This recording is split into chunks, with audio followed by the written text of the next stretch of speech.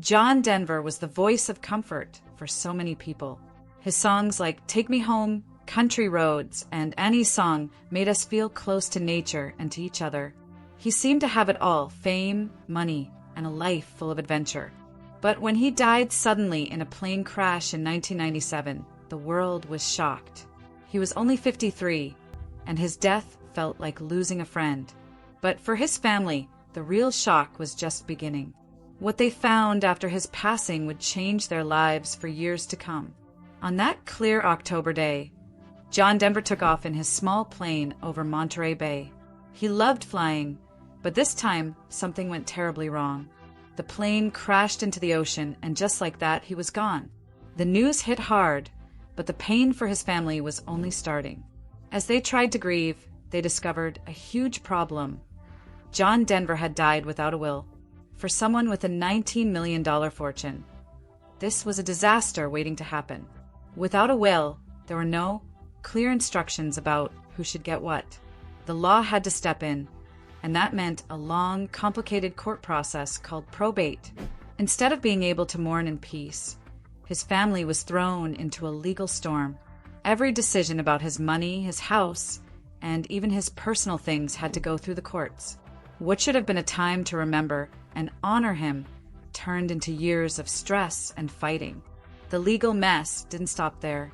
The IRS got involved, claiming that John Denver's estate was worth even more than the family reported.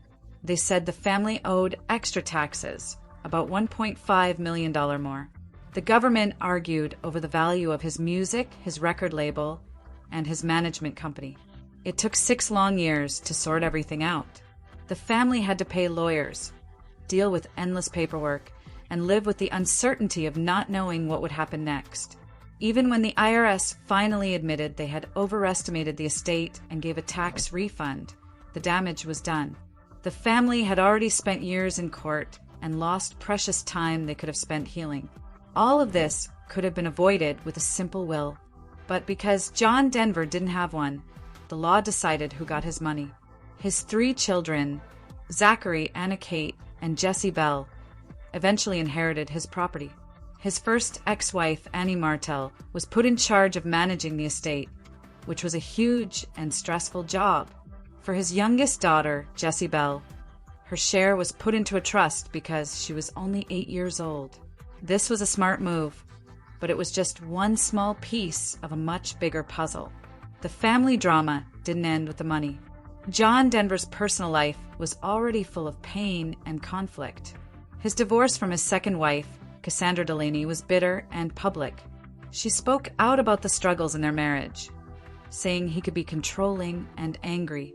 The fight for custody of their daughter was expensive and exhausting.